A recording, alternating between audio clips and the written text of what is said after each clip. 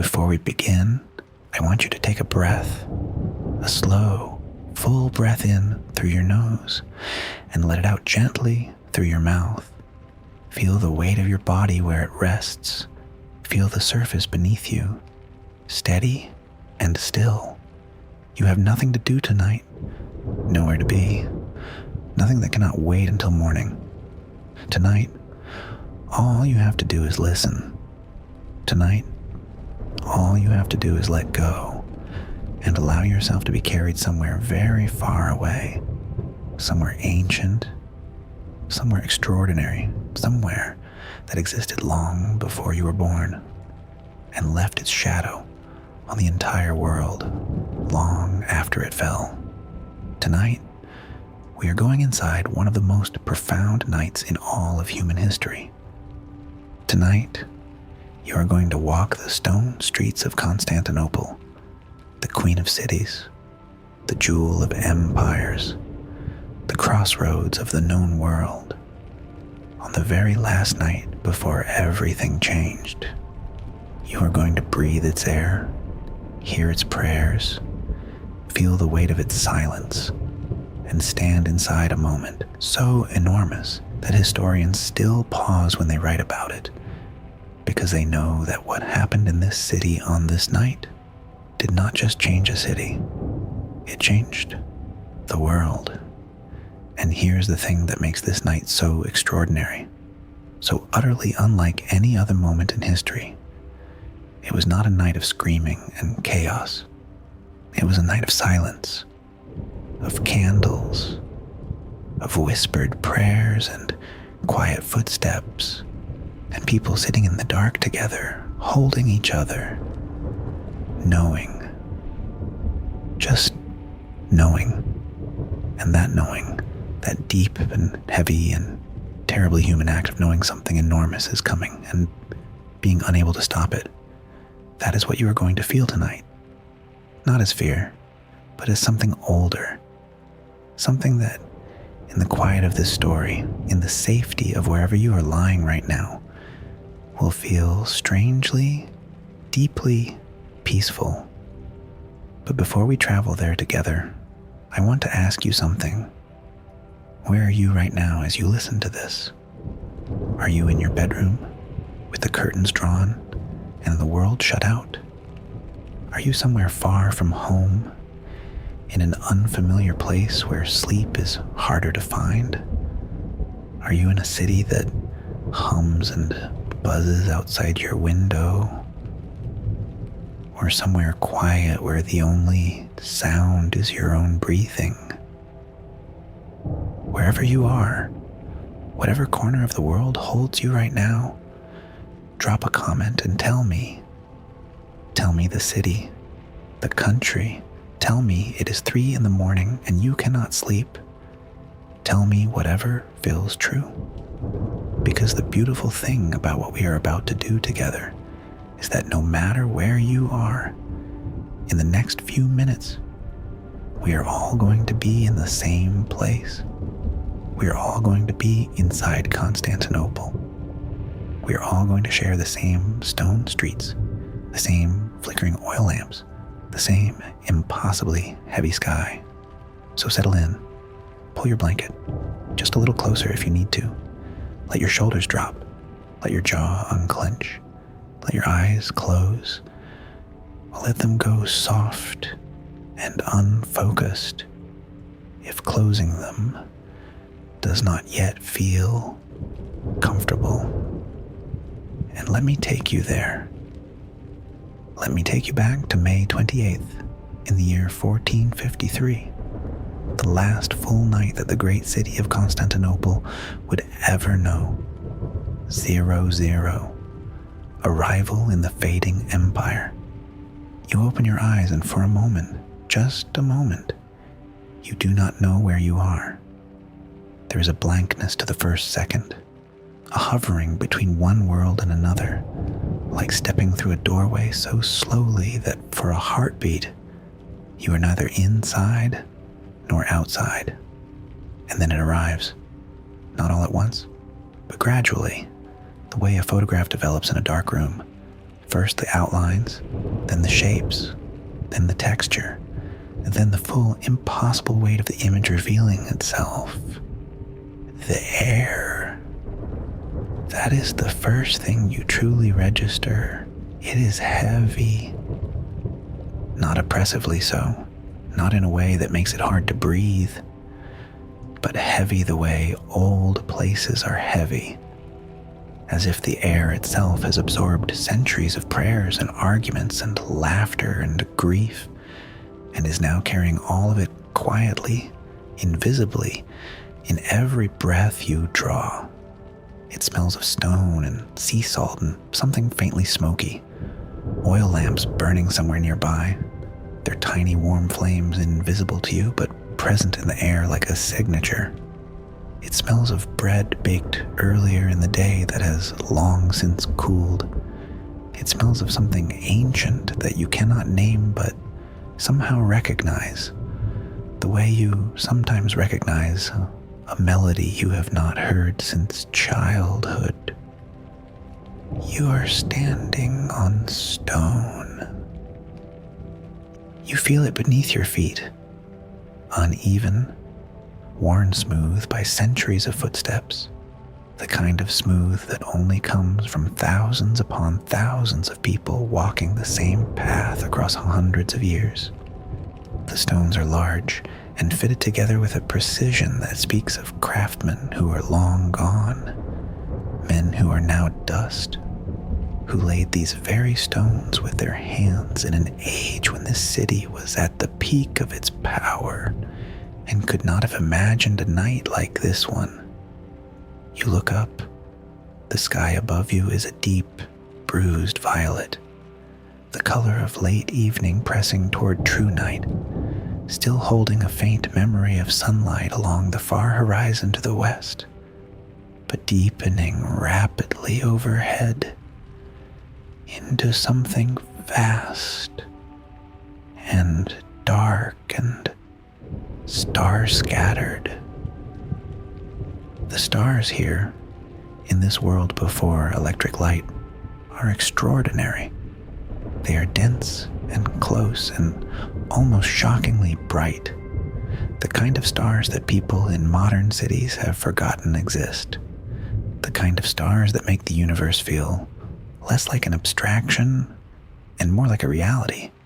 You are actually living inside, and standing beneath them in this ancient city, you feel very small in the most comforting way, reminded that you are a small and temporary thing in a vast and ongoing story, and that there is a strange freedom in that.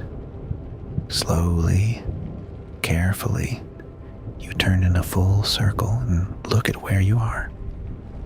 You are in a narrow street, barely wide enough for two people to pass each other comfortably, flanked on both sides by buildings of pale stone that rise 2 and 3 stories above you, their walls thick and their windows small, the kind of architecture that was built not for beauty alone, but for survival, for endurance, for the specific purpose of lasting. And they have lasted. These walls have seen Rome rise and fall. They have seen the religion of the city change and change again. They have seen emperors and plagues and fires and armies. And tonight, they are still standing, quiet, patient, waiting. There is a sound somewhere ahead of you, faint, barely more than a suggestion of sound that you cannot immediately identify. You hold very still and listen. It is voices, hushed voices, close together, speaking in low tones that carry the shape of conversation, but not the words, the way voices sound through a closed door or across a courtyard. And beneath the voices, so faint you are not certain it is real, there is something else, something that might be singing or might be prayer, a low, continuous murmur that seems to rise from the stones themselves, as if the city is softly, privately speaking to God. A thought moves through you, slow and certain, like a tide rather than a wave. Something is about to happen. You do not know exactly what you know in this moment, but you know it the way animals know a storm is coming before a single cloud appears in the sky. Something in the air, something in the weight of the silence between sounds, something in the way the oil lamp flame across the street barely flickers, even though there is a faint breeze. It all adds up to a knowledge that settles in your chest like a stone. Something is about to happen, and tonight is the last night before it does. 5 o'clock. A city, holding its breath. You begin to walk. Your footsteps on the stone are quiet. You find yourself moving carefully, almost instinctively, softly, the way you might move through a house where someone is sleeping, not wanting to disturb something delicate. The street curves gently ahead of you, and as you follow it, the city begins to reveal itself to you in pieces, the way a conversation reveals a person. Slowly, layered, each new detail adding depth to what came before.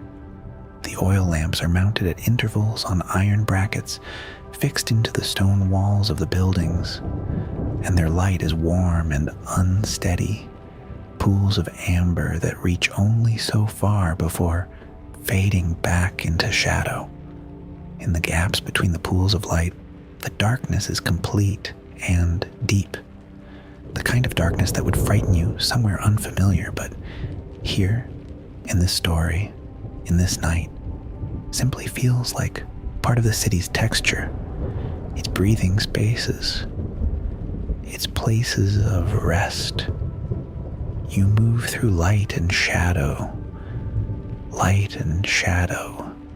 and the rhythm of it is almost like music. The doors are closed. Every single door on this street is closed. And you notice this in the same way you might notice walking through a familiar neighborhood, that every curtain is drawn and every light is off, and the whole street has gone to bed an hour earlier than usual.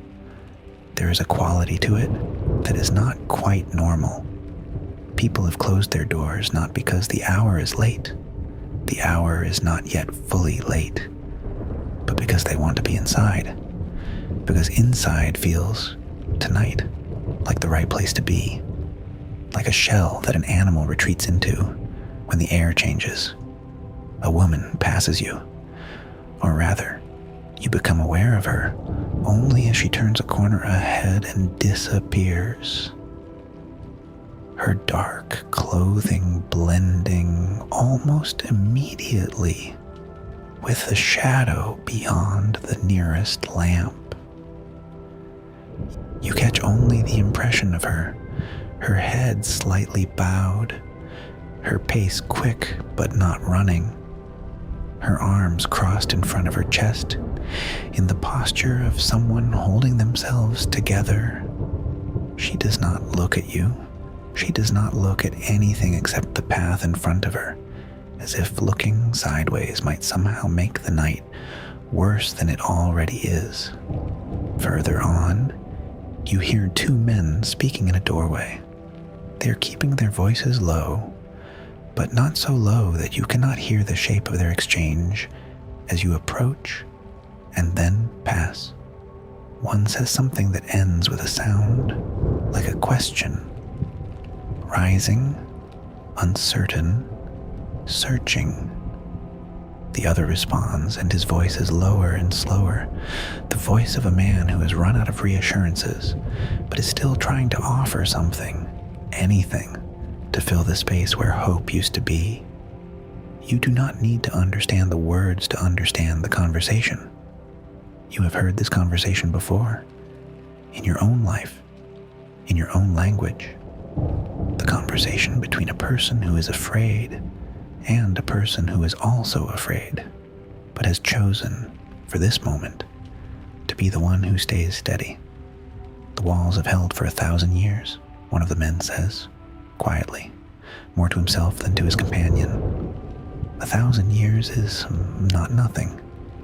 No, the other replies, after a long pause that says everything. It is not nothing. And then you have passed them, and their voices fade behind you, absorbed into the stone and the lamplight and the great, patient silence of the city. You carry the echo of those words with you as you walk. 1,000 years is not nothing. There is something in that sentence that feels larger than its words. Something about the way humans measure time, when time is running out, reaching for the longest possible number, as if length alone might offer protection, as if saying 1,000 years might make tomorrow's dawn arrive differently. The street widens slightly as you continue, opening into a small square where a stone fountain stands in the center. Its water still flowing, still making its small, persistent sound, indifferent to everything. A cat sits on the edge of the fountain's basin, its eyes half closed, one paw tucked beneath its chest, watching you with the particular calm of an animal that does not yet understand what is happening and will therefore be fine. You stop for a moment and look at the cat, and the cat looks back at you, and there is something almost unbearably tender about that exchange. This small, ordinary creature, living fully in the present moment, while the entire weight of history presses down on the city around it. You reach down and let the cat smell your hand. Its nose is cool and dry. It blinks at you, slowly, in the way cats sometimes do when they are at ease, and then it turns and looks at the far edge of the square with an expression of complete disinterest, as if it has decided you are neither a threat nor particularly interesting, and there are better things to attend to. You find yourself almost smiling, even here, even now, even on this night of all nights. Life continues in its smallest and most stubborn forms, unimpressed by the drama of history. Beyond the square, the street rises slightly uphill, and as you follow it, you begin to hear something new. A sound that is both very human and very old. A sound that reaches you before you can identify its source.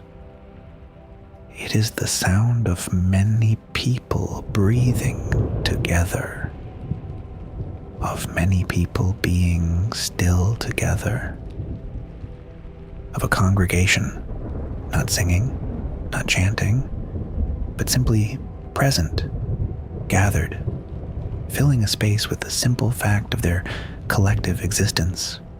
And you understand, without being told, that you are approaching a church, and that the people inside it are not sleeping.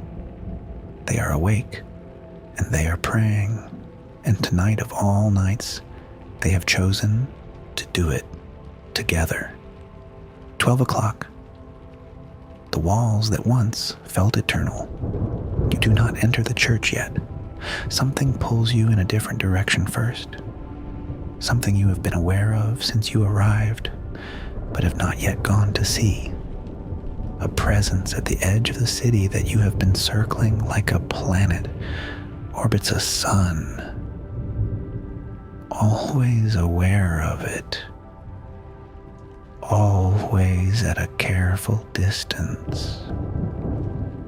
The walls. The great Theodosian walls of Constantinople, which have defined the edge of this city and the edge of the empire for more than 1,000 years. You find yourself turning toward them now, drawn by something that feels less like curiosity and more like necessity. Like you cannot fully understand the night without first standing in their shadow. The path toward the walls takes you through streets that grow gradually quieter and more sparse, the buildings thinning out as you approach the city's western edge, the lamplights growing fewer and farther between. The darkness here is deeper, and the sound of your own footsteps seems louder for it. Each step on the ancient stone, a small announcement of your presence in this enormous, breathing quiet. You pass an old man sitting in the doorway of what might be a bakery or a workshop, his hands folded in his lap, his eyes open but fixed on nothing in particular. He does not acknowledge you. He is simply sitting with the night, the way very old people sometimes sit with difficult things, not trying to change them, not trying to understand them, simply being present with them, the way you sit with a dying fire and let it burn down. And then, there they are. You round a corner and the walls rise before you, and for a moment you simply stop walking, because what you are looking at demands stillness. They are immense. Not immense in the way that buildings are immense, not a vertical improbability that makes you crane your neck upward in wonder, but immense in the way that landscape is immense, in the way that a mountain or a cliff face is immense, filling not just your field of vision, but somehow the edges of your mind as well. They stretch to your left and to your right as far as you can see, disappearing into the darkness at both ends, continuous and vast and utterly solid-looking, as if they were not built at all, but carved from a single piece of the earth's bedrock by some force that makes human effort seem beside the point. The Theodosian walls are not a single wall. That is the first thing you understand as you draw closer and your eyes adjust to the scale of them. They are a system, 3 layers deep, 3 lines of defense positioned one behind the other, each one massive, each one formidable, together creating a barrier that no army in 1,000 years had successfully breached from the outside. There is a moat at the base, dry now after centuries and various repairs, but its depth still visible, still speaking of the original intention to make this place utterly, definitively impenetrable. Then comes the first wall, lower but thick, then a wide killing ground of open space, then the outer wall, taller and stronger, then another open space, then the inner wall, the Great Wall, 60 feet high and 15 feet thick in places, topped with towers that rise higher still, each tower a separate fortification, each one named and known, each one the responsibility of a specific garrison of defenders. You stand at the base of the inner wall and tilt your head back and look up. The stone above you is pale gray in the starlight, massive limestone blocks, fitted together so precisely that centuries of weather have barely found the seams. You reach out and press your palm against the wall, and it is cold, genuinely, deeply cold, the cold of stone that has been storing the chill of countless nights across 1,000 years. The cold of something that has been standing in darkness far longer than any single human lifetime can encompass. It does not move. Of course it does not move. It has not moved in a millennium. It will not move tonight. And yet, you look more closely at the section of wall in front of you, and in the starlight you begin to see what you missed from a distance. There are patches, long sections of slightly different colored stone where ancient repairs have been made. places where the wall was damaged by earthquake or assault or simple age and was rebuilt, patched, reinforced. Some of the repairs are old enough that they are nearly indistinguishable from the original stonework. Others are newer, raw, the stone not yet weathered to the same shade as what surrounds it.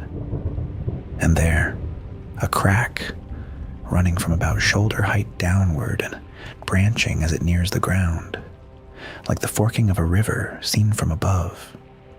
Not a structural crack, perhaps just the surface, but visible, real. A guard passes above you on the wall's walkway, his footsteps slow and measured, the soft clink of his armor just barely audible. You look up and see him against the sky, a silhouette, a human shape against the vast dome of stars. One man atop one section of a wall that stretches for miles. He walks with the pace of a man who is tired but will not sleep, who has perhaps not slept properly in days. His figure is small against the enormous stone beneath him, and you feel the full weight of what that means. This wall, this city, this empire, all of it resting tonight on the shoulders of men who are exhausted and afraid and who are standing their posts anyway. You hear him speak quietly to himself, or perhaps to another guard. You cannot see further along the wall. Still quiet, he says, and after a moment, from somewhere further in the darkness, still quiet, still quiet. Those words float down to you from the walkway, like a prayer or a report, matter of fact and somehow heartbreaking at once. Still quiet, as if the most important job right now is to monitor the silence, to count its minutes, to report to someone that it continues, because everyone knows that the silence will not continue forever, and every minute that it does is a gift that might be the last. You step back from the wall and look at it again from a small distance, and something shifts in how you see it. You have been looking at it as a thing of strength, a symbol of invincibility, the reason this city survived 1,000 years of siege and assault and political upheaval. And it is those things. It has been those things.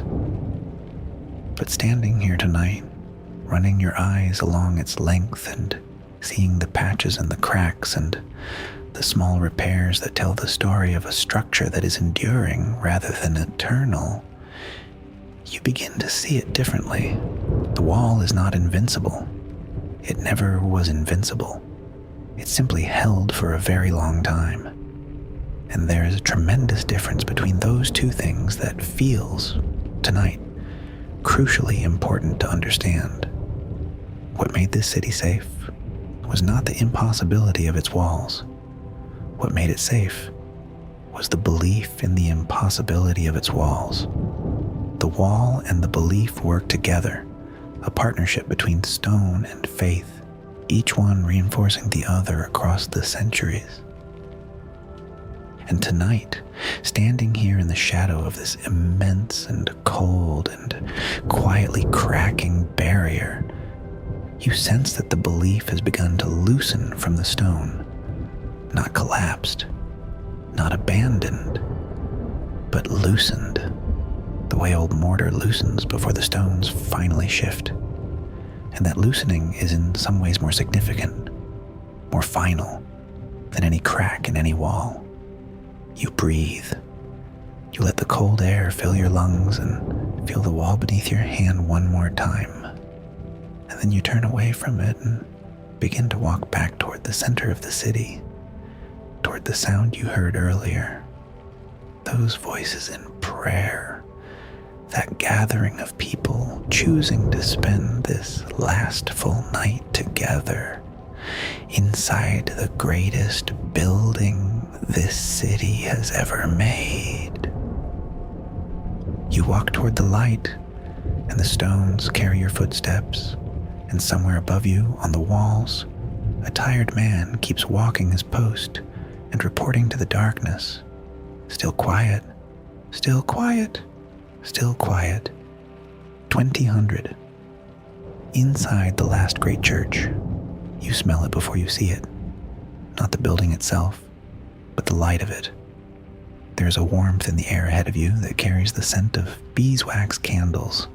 Hundreds of them, thousands of them, burning together inside a space so large that the combined light of all of them still does not reach every corner. The smell is sweet and slightly smoky and ancient. The same smell that has been rising from this building for nearly 1,000 years, since the day the Emperor Justinian first stood inside the completed dome and reportedly said, in awe and astonishment, "Solomon, I have surpassed thee." You carry that smell in your lungs as you round the final corner, and the Hagia Sophia reveals itself to you. No description is adequate. This is something you simply need to know going in, so that the inadequacy of words does not surprise you. The Hagia Sophia is not a building that language can contain. It is an experience that happens to take the form of a building. It rises before you in the near darkness with a quality of presence that is more like a natural phenomenon than a human construction, like a mountain, like a bay, like the night sky itself.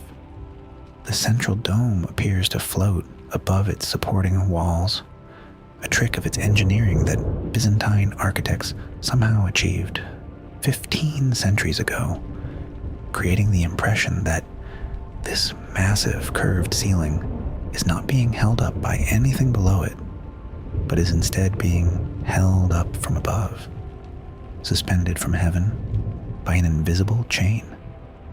Inside, there are 40 windows set around the base of that dome, and when the sun shines, the light pours through them in such a way that the dome appears to be resting on pure light. Tonight, there is no sun, but there are candles. You enter through a side door.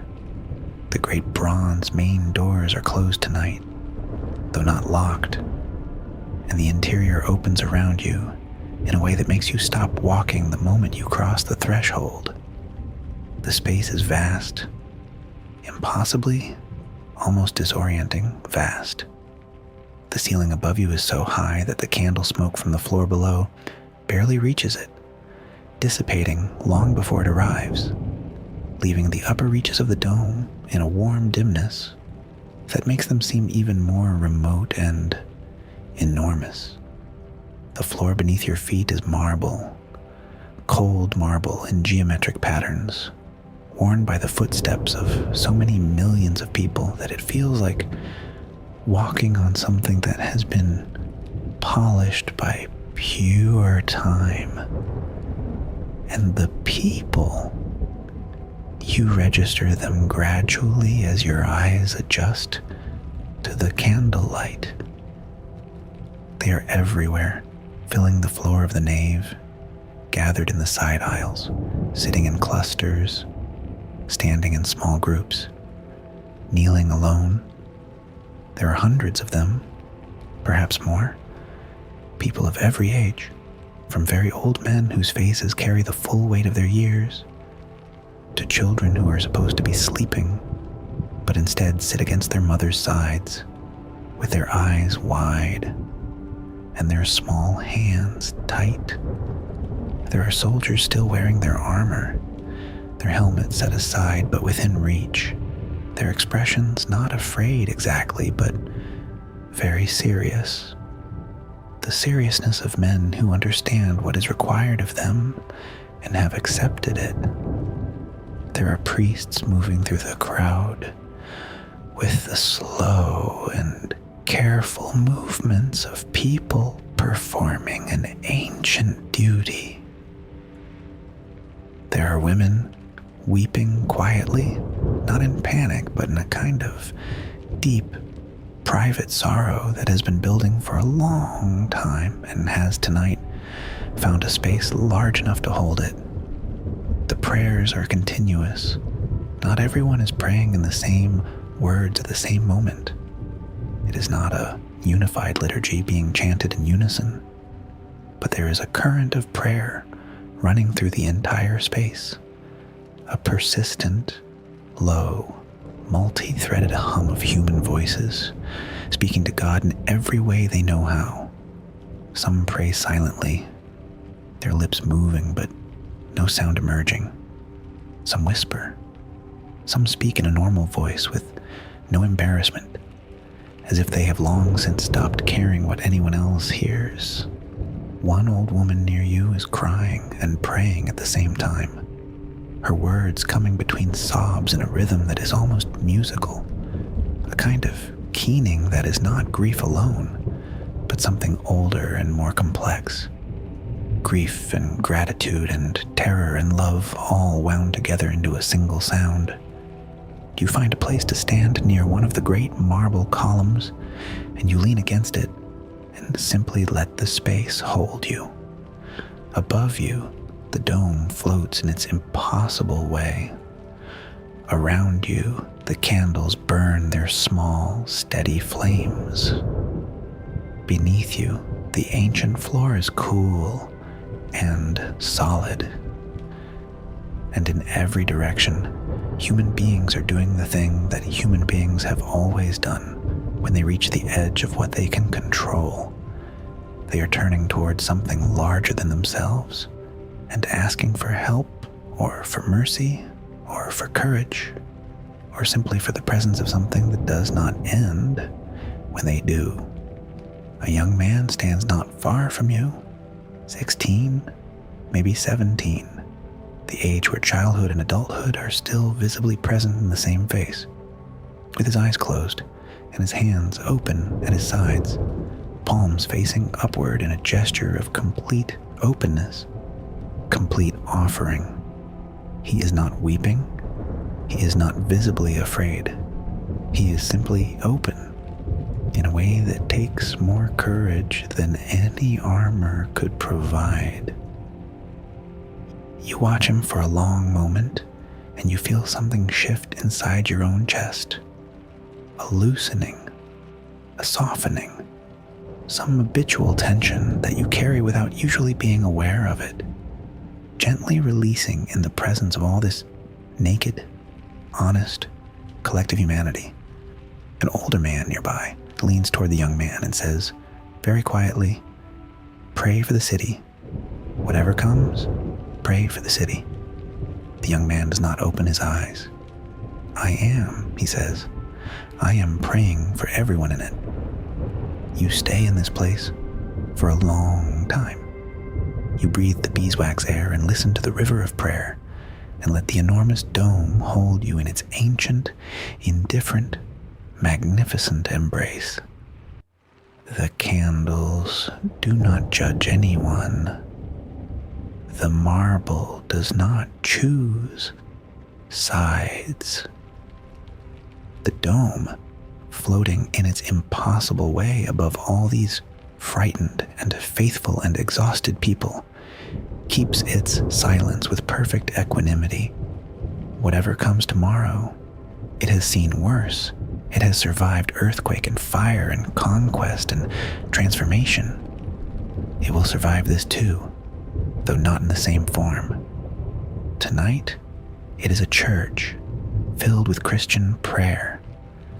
But this building, more than any other in the city, knows something that the people inside it do not yet know, that it is capable of becoming something else and still remaining itself, that what is essential about it does not live in any single name or any single prayer. Slowly, gently, reluctantly, you turn and move back toward the door. You carry something from the Hagia Sophia with you as you leave. Not an object, not a word, but a feeling. The feeling of having stood inside something that has been holding human fear and human faith for longer than any living person can remember, and found that it is still standing, that it has not collapsed under the weight, that it has simply absorbed it all, year by year, century by century, and remained. Outside, the night air is cool on your face after the warmth of the candles. You stop and look up at the dome from outside, a dark curve against the star-filled sky, large and quiet and permanent seeming, in a way that nothing truly is. Then you begin to walk again, because the night is not yet finished with you, and there is more of this city left to see. You are back in the narrow streets now, moving through the amber lamplight and the deep shadow between. And as you walk, the city begins to speak to you in a different register than it did before. Earlier, the silence was a presence in itself, something large and patient and full, like a held breath. Now you begin to notice that the silence is threaded through with something else, with the very faint but unmistakable texture of human voices carrying information that frightens the people, carrying it, not shouting, not even speaking at full volume, but whispering with an urgency that travels further than its volume should allow, the way bad news always travels, quickly, quietly, passing from mouth to mouth again with the unstoppable momentum of a thing that is already true and simply has not yet been announced. You pause at the corner where two streets meet at an angle, a small triangular space between buildings where a group of men have gathered. 5 of them, 6 perhaps, standing close together in the posture of people who want to ensure that only those within the circle can hear what is being said. They are men of different stations. You can tell by their clothing. A merchant in a good wool cloak, 2 laborers in rougher fabric, an older man who might be a scholar or a minor church official, and 2 younger men who carry themselves with the slightly rigid bearing of soldiers who are technically off duty, but have not entirely permitted themselves to relax. They speak in turns, each addition to the conversation received with small nods or with the kind of stillness that people produce when what they are hearing is confirming something they already feared. I heard it from someone who was outside the walls last week, the merchant says, his voice carefully controlled, carrying the practiced steadiness of a man who has spent his life managing the reactions of people he does business with. The cannons are not what anyone has seen before, not siege weapons in the ordinary sense. These are something new entirely, something built specifically for walls like ours. The men absorb this. The scholar presses his lips together. One of the soldiers shifts his weight from one foot to the other and looks briefly up at the sky, as if checking whether the stars have changed, whether the universe has registered this information and adjusted accordingly. It has not. The stars are as indifferent as always. How large? One of the laborers asks, and there is something almost childlike in the directness of the question. The way a child asks how big something is when they are trying to calibrate whether they should be afraid of it. whether the category of scary that applies here is manageable scary or the other kind. Large enough, the merchant says. And then, because that answer is clearly insufficient and everyone knows it, they say a single stone from one of these cannons weighs as much as a man, maybe more. They say when they fired a test shot, the sound was heard many miles away, and the ground shook.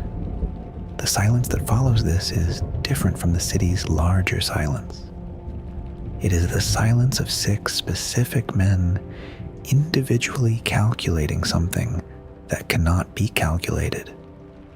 The distance between what they know and what they cannot yet know. Between the wall they have lived behind their entire lives and the morning that is now less than half a night away.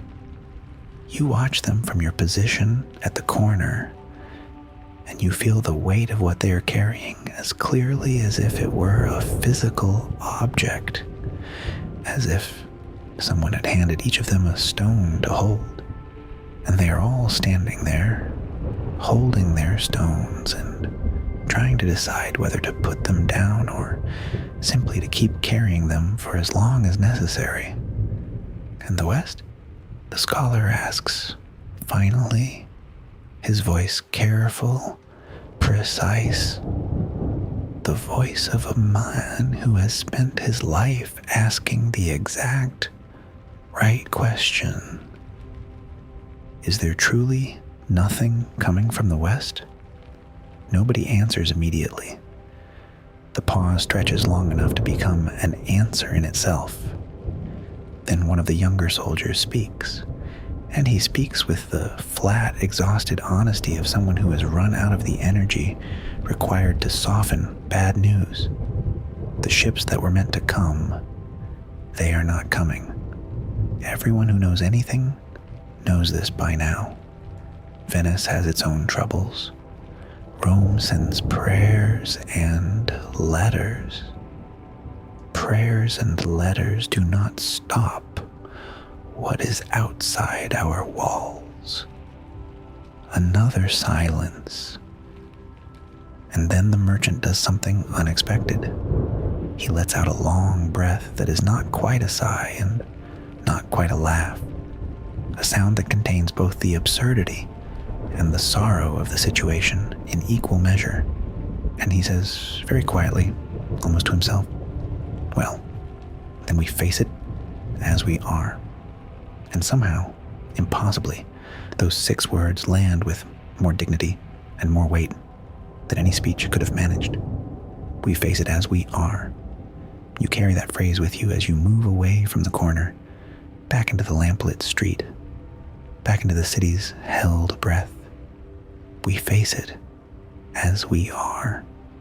The rumors move through the city tonight, like water through old stone, finding every crack, filling every hollow space, leaving nothing untouched.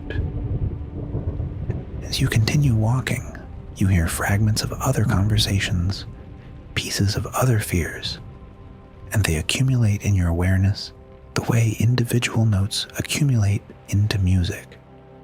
Separately, they are just sounds, but together they compose something with shape and meaning and weight.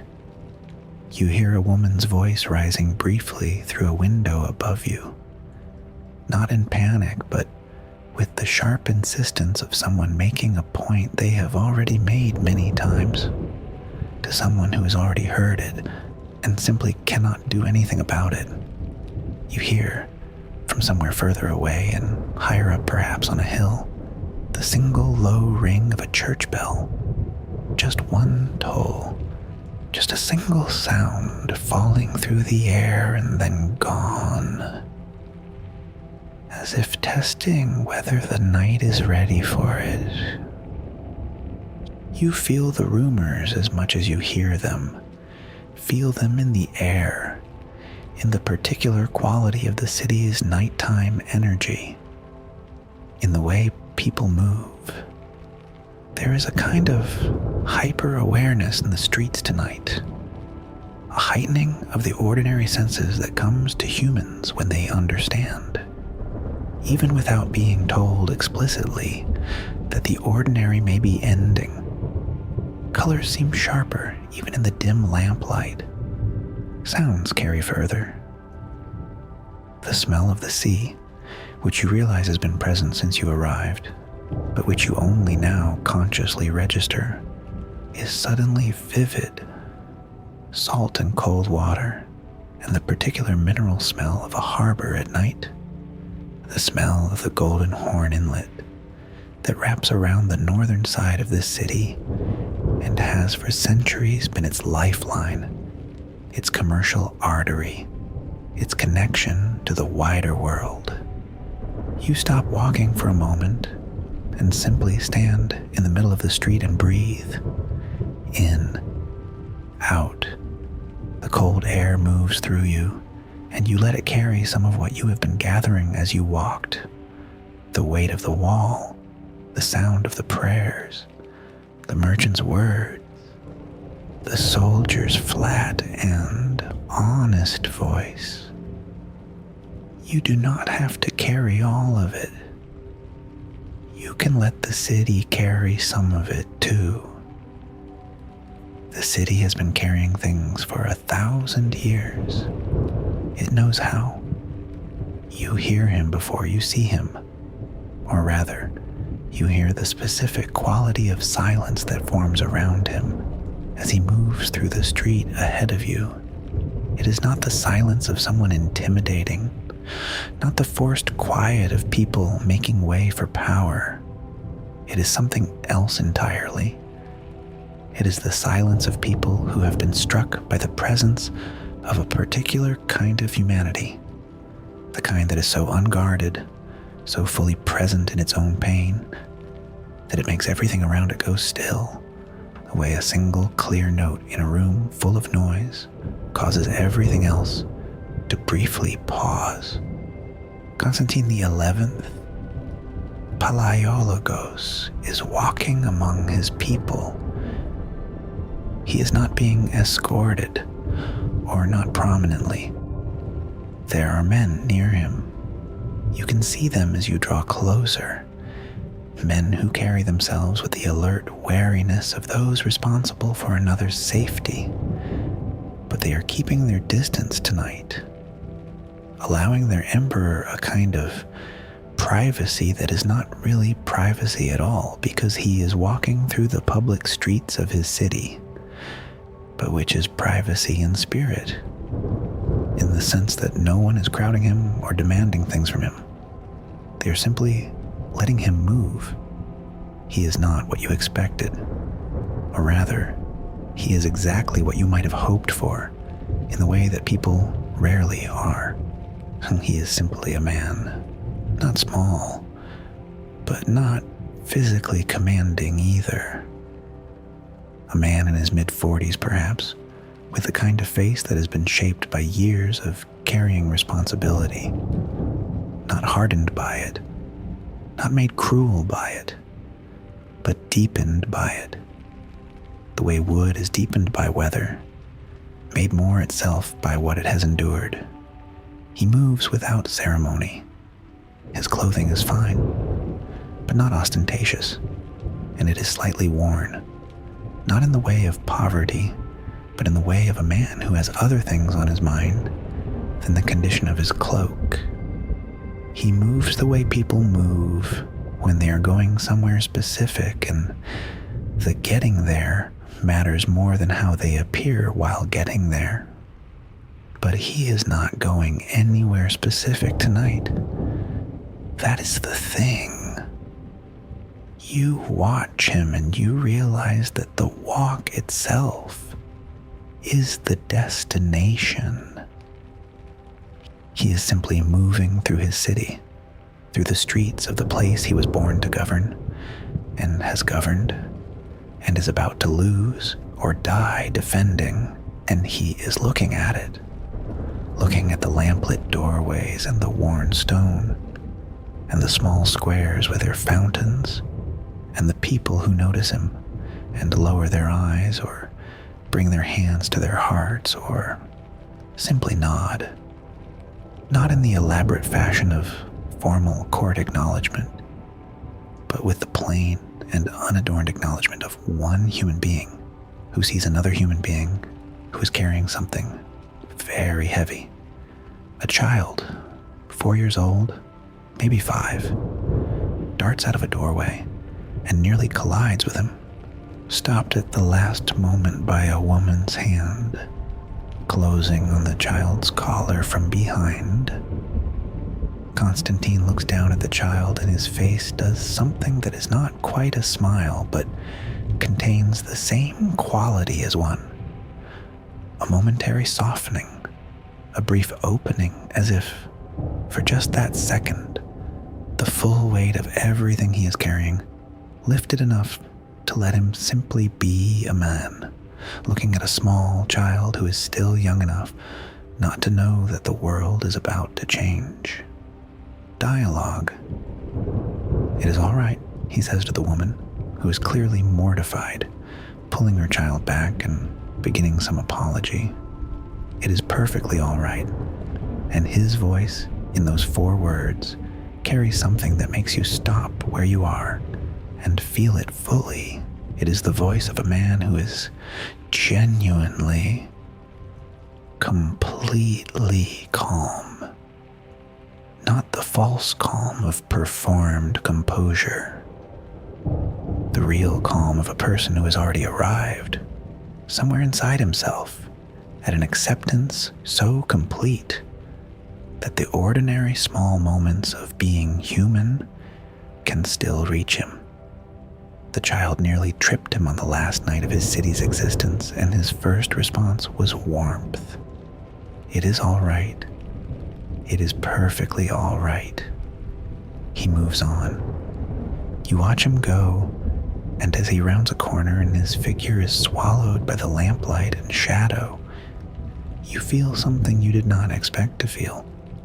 You feel a profound and wordless admiration, not for the emperor, not for the title, not for any particular act of heroism or brilliance, but for the specific quality of being that he is embodying tonight.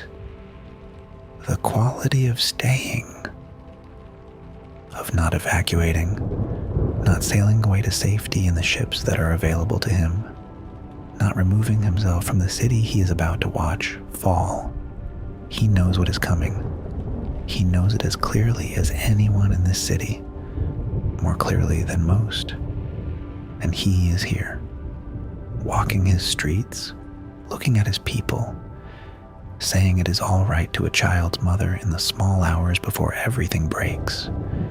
You stand still for a long time after he is gone, and you let what you just witnessed settle into you the way the cold air of the night has been settling into you throughout this walk, slowly, pervasively, finding its way into every space.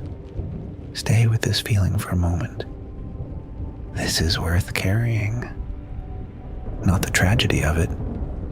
The tragedy is real and enormous, and it will come in its own time. But the human part of it, the part where a man who is about to lose everything he has ever been responsible for still looks at a child with warmth in his eyes. The part where staying is the choice he makes with full knowledge of what it costs. The part where walking quietly through your own streets on your last night in them is a form of love so large and so simple that it barely fits inside the category of action at all. Breathe in. Let the night air fill you. Let your body relax a little further into wherever it rests. You are safe. You are warm. You are only watching this, only present in it as a witness. And whatever you are carrying from your own day, your own week, your own worries that feel large in the ordinary world, let them rest here for a little while. Let the Emperor's quiet walk remind you that even the heaviest things can be carried with grace. Even the most final nights can be walked through with love intact. The night has passed into its fullest depth now. There's a quality to the darkness that was not present even an hour ago. A completeness to it. A settledness. As if the darkness has finally become fully itself and no longer needs to become anything further. The oil lamps still burn along the streets, but the light they cast seems somehow smaller than before. Not because they have dimmed, but because the darkness around them has grown more confident, more absolute. The pools of amber light are islands now, rather than a connected system. Between them, the shadows have a density and a texture that invites you to lean against them, the way you might lean against a wall.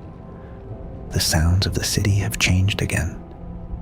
You have been listening to the city's soundscape all night as it evolved, reading it the way you might read the expression on a face you have come to know. And what you read now is not panic, is not chaos, is not the frenzied noise of people choosing fight or flight. What you read is the deep and complicated quiet of a place that has passed through fear and come out the other side into something like acceptance. Not every fear has been resolved. Not every terror has been soothed. But people have been sitting with their fears for long enough tonight that the fears have become familiar, and familiar things, however frightening, are at least known. You can live with what is known. It is the unknown that keeps you from sleeping.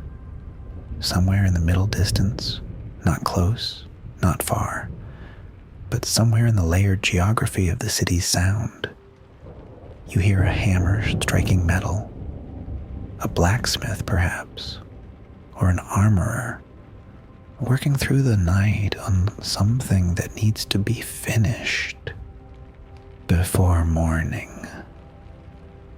The sound comes at irregular intervals, each blow distinct and deliberate. Strike, pause, strike, pause. The rhythm of careful and intentional work that someone has decided is worth doing even now, even tonight, even when the morning will bring whatever it brings. There is something deeply, almost painfully human about that hammer, about the decision to keep working, about the refusal to stop making things just because things are about to be unmade. A dog somewhere in the city begins to bark and then stops as abruptly as it started, as if it too decided the noise was not worth the effort. The silence that returns after the barking is slightly different from the silence that preceded it. Thinner, somehow, more aware of itself. The way a conversation feels different in the moment after someone has spoken and then gone quiet. The air still carrying the shape of the sound, even after the sound itself is gone. You stand very still and let the silence reform around you, and you notice your own breathing in it. In, slow, out, slow. Your body knows how to do this without being told. It is always known. You find yourself in a wider street now, one that during the day would be the main artery of a busy market district. The stalls are empty and shuttered, their wooden boards closed and latched, their awnings folded. The small personal items that vendors leave out during trading hours.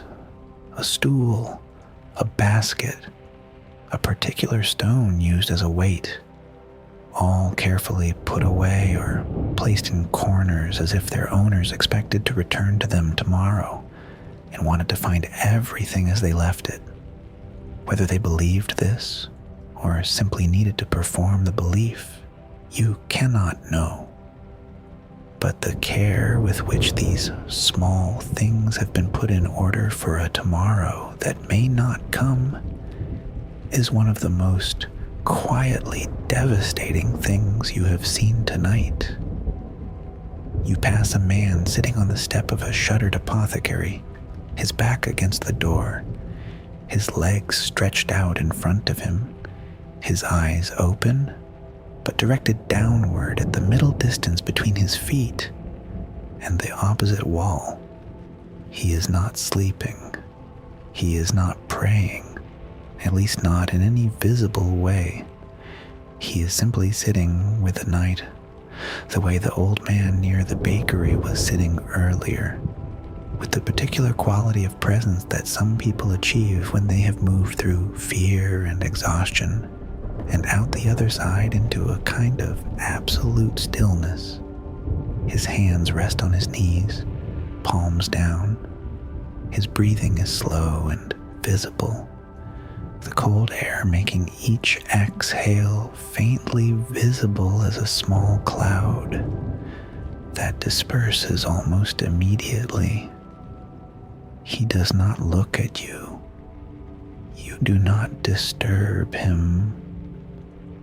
Some silences are too complete to interrupt. Somewhere behind a closed door, a child cries briefly and then goes quiet. The cry is not the sustained wail of a child in real distress, but the short, sharp cry of a child disturbed by a dream, brought briefly to the surface of sleep by something imagined, and then pulled back under by the warmth and proximity of whoever is beside them. The silence after the child's cry is immediately softer than the silence before it, softened by the knowledge of that small life, continuing, dreaming, held safe by someone's presence beside it. Even here, even tonight, the small human things continue. You feel time differently now than you did when you arrived. When you first walked into this city, time had a normal texture. It moved with the consistent forward momentum that you are used to, each moment giving way to the next, with the gentle, barely perceptible pressure of water moving through a channel. But now, in the deepest part of this night, time has slowed to something you can feel in individual moments, each one arriving with a kind of deliberateness, each one fully present before the next appears. This is the quality that extreme moments give to time, whether extreme in beauty or in dread, whether a first glimpse of something you have always wanted to see, or the slow approach of something you have been dreading. Time reveals its individual moments. Usually it moves too fast to see them one by one. Tonight, you can let yourself feel that. Let your breathing match the rhythm of the night.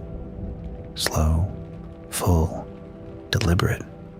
One breath complete before the next begins. You do not need to rush toward the next moment. The next moment will arrive in its own time. Right now, there's only this one, only this narrow stone street and this cold and starlit sky, and this city breathing around you in the dark. Be here in it completely. There's nowhere else to be. Something draws you upward. You have been at ground level all night, moving through the city's interior, and now something in you needs a different perspective. Needs to see beyond the immediately visible, needs to understand the full shape of what this night contains. There's a hill to the north of where you stand, and you follow a road that winds upward toward it, the path rising steeply enough that you feel it in your legs. The ancient paving stones fitted to accommodate the incline with the same careful craftsmanship as everything else in this old and considered city.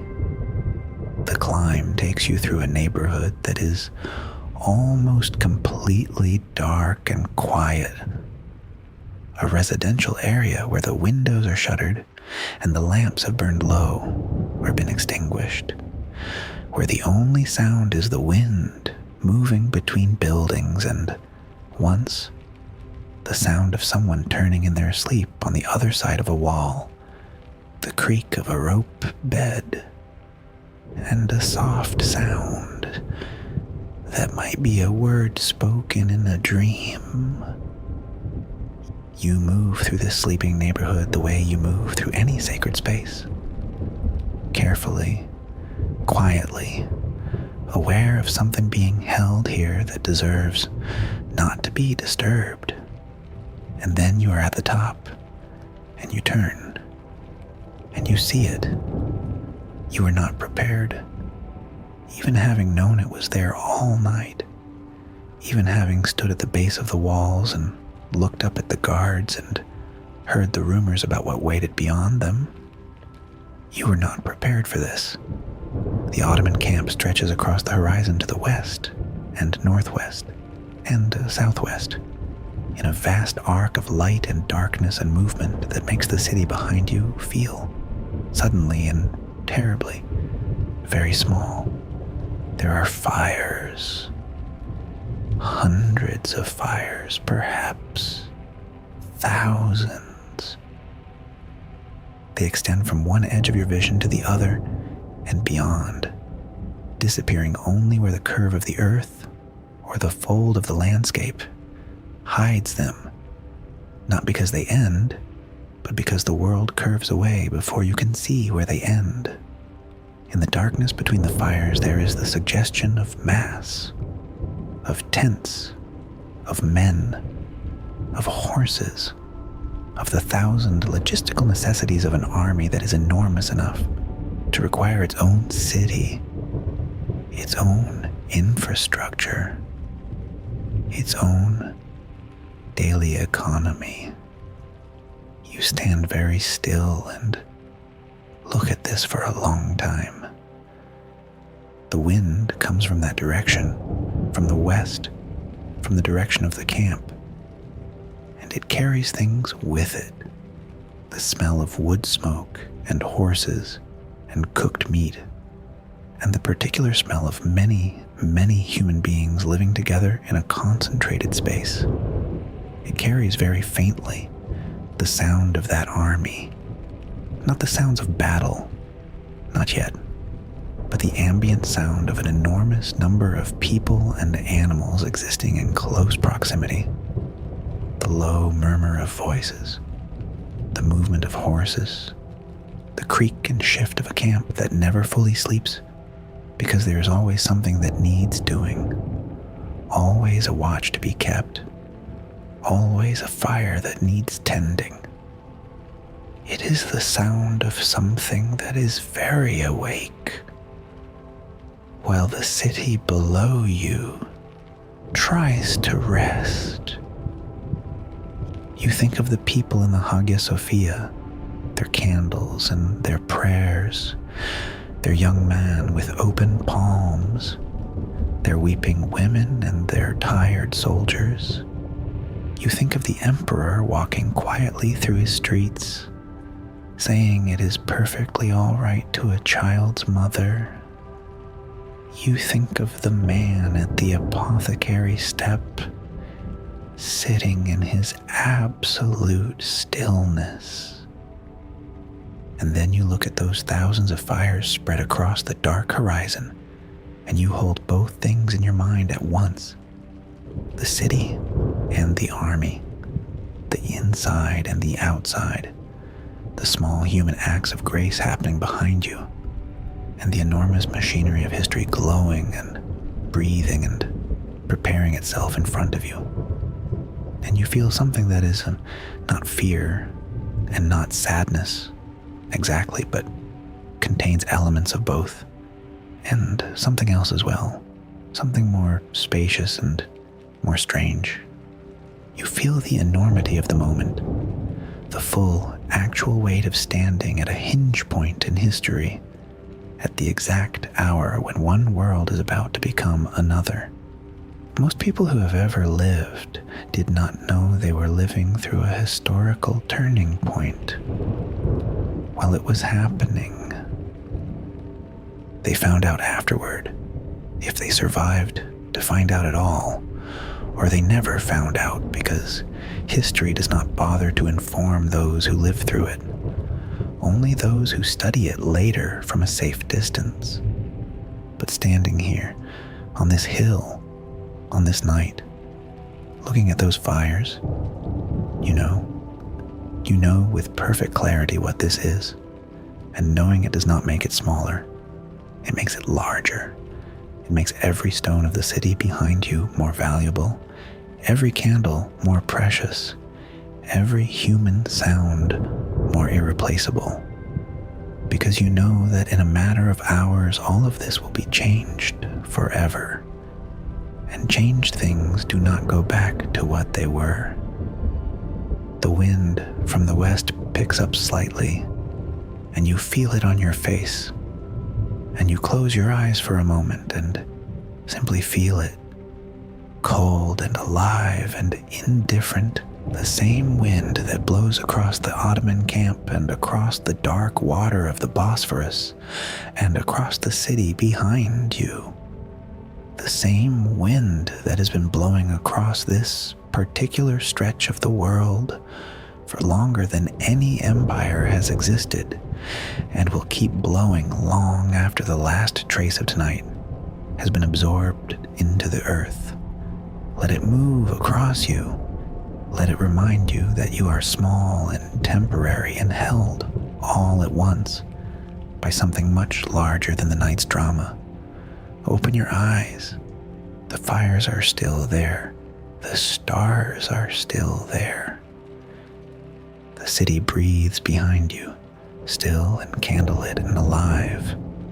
For a few more hours yet, you descend from the hill slowly, letting the weight of what you have seen settle into you as you walk, not pushing it away and not being crushed by it, but simply holding it the way you might hold something heavy and fragile at the same time, with care, with both hands, with your full attention.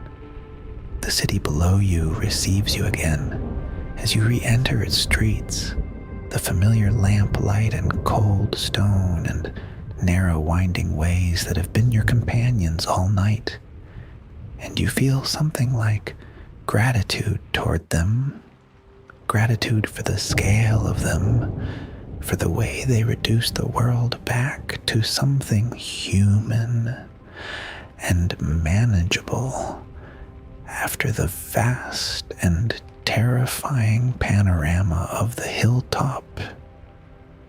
You understand something now that you did not understand before you climbed that hill, or understood intellectually, but not yet in your body, not yet in the felt sense that turns understanding into knowing. You understand that you are standing at the edge of history, not watching history from across the room, not reading about it afterward, standing at its very edge, at the specific moment before the before becomes the after, in that invisible boundary line of time that separates what was from what will be. And most people who have ever stood at such a moment did not know it. They were just people going through an ordinary night, a mother keeping her child warm, a soldier walking his post, an old man sitting on a step, and the moment that history would later mark with a date and a name and a chapter heading arrived and passed through them the way all moments arrive and pass, without announcement, without a sound that distinguishes it from the countless moments before and after it. There is something almost unbearably tender in that, in the gap between how enormous a moment is in retrospect and how ordinary it was to live through. Every turning point in history was, for the people inside it, just another night that became another morning. They did not feel the axis tilt beneath them. They felt hunger and cold and love and fear and all the usual small interior weather of being human. The history happened through them, not to them, or not in a way they could separate from the rest of their experience and label as historical.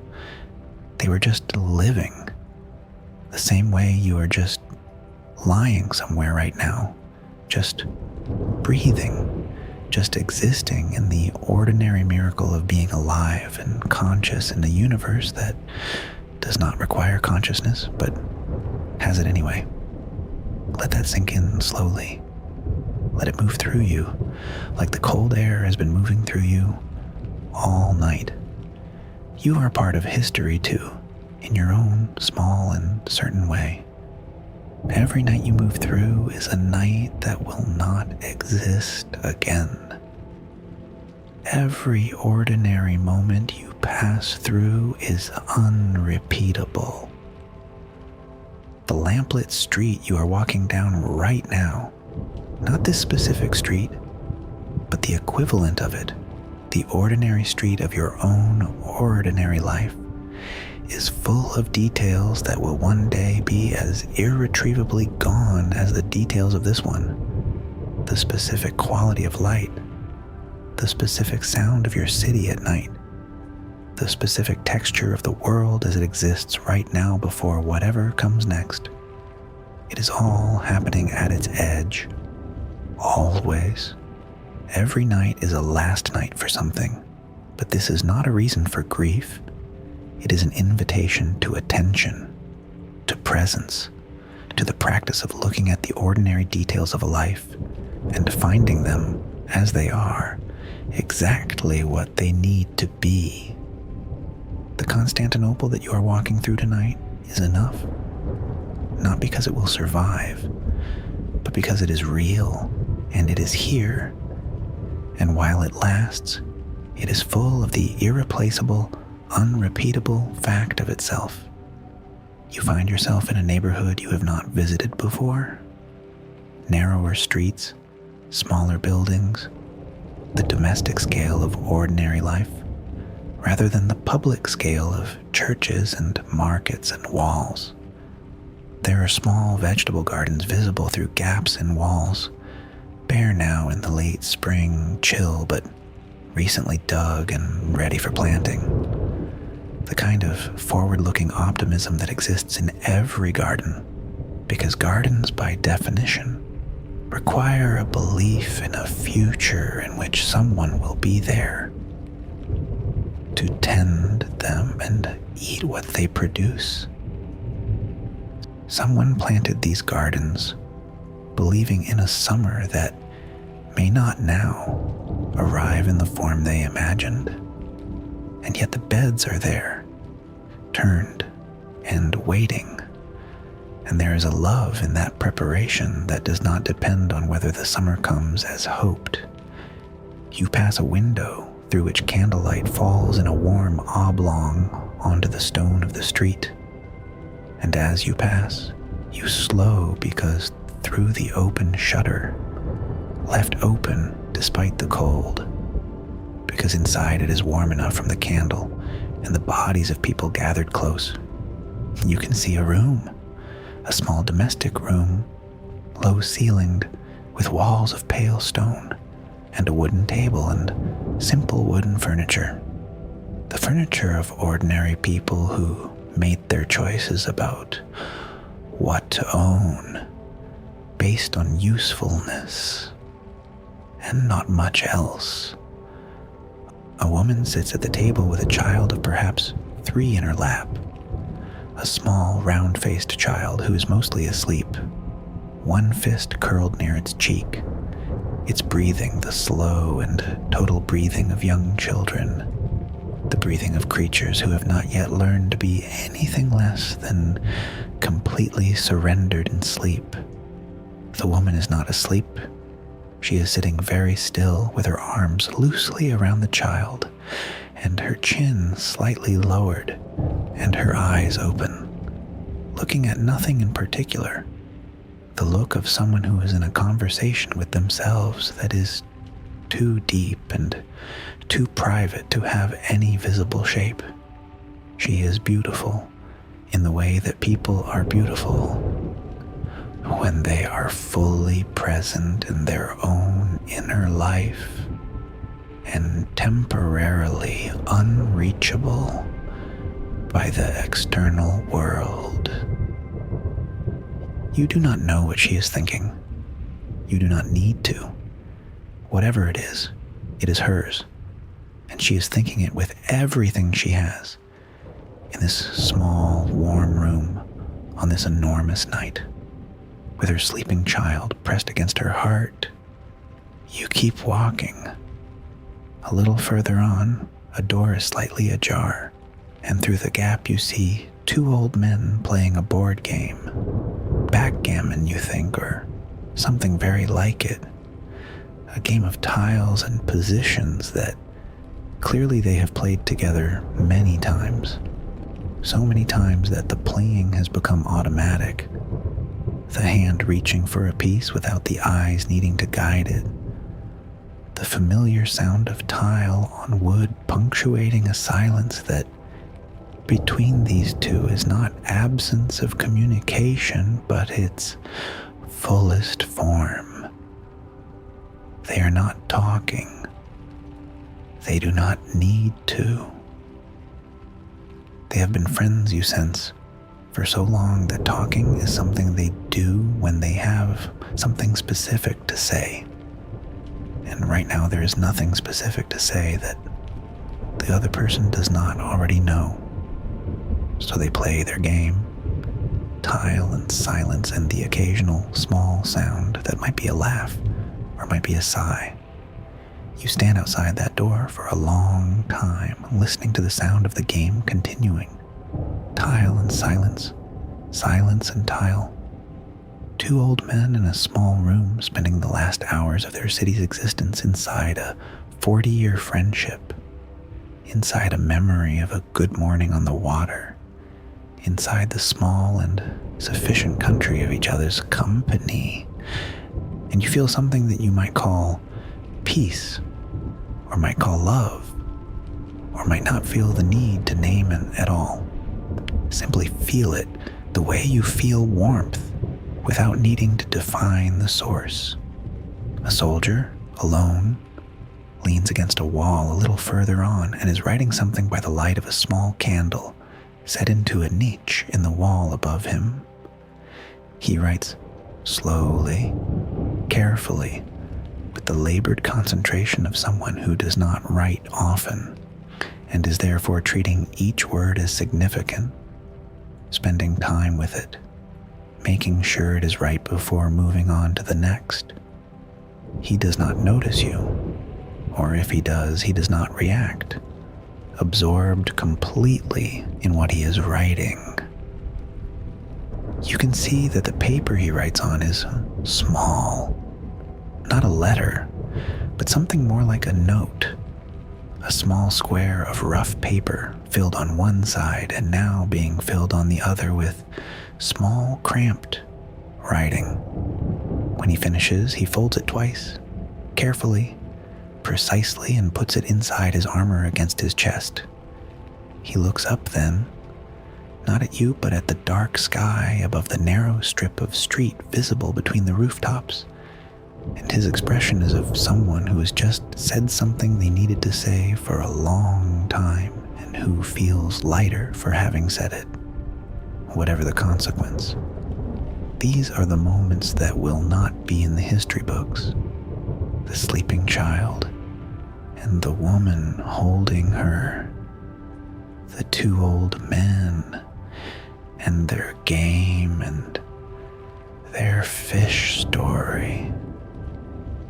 The soldier and his note folded over his heart, the cat at the fountain, the man sitting on the step in his complete stillness. History will record that Constantinople fell on May 29th, 1453, and that this changed the balance of power between East and West, and that it marked the end of the Byzantine Empire and the beginning of a new era And all of this is true and important and worth knowing. But the history books will not record these rooms, these people, these small and irreplaceable acts of grace that are happening right now in every corner of this city in the hours before the history arrives. You are recording them by being present for them, by letting them matter. That is what you are here to do tonight. There comes a point in every night when the darkness changes. It does not begin to lighten. That is still some time away. But it changes its quality in a way that is almost impossible to describe, but unmistakable to experience. It is as if the darkness, having achieved its fullest depth, begins to relax slightly, to lose the absolute completeness it had at its peak, to become permeable in some way that is not yet visible but is already present, the way ice becomes permeable before it visibly melts, changed internally while still appearing the same on the surface. The darkness is beginning its long retreat. Dawn is still far away, but the night knows it is coming.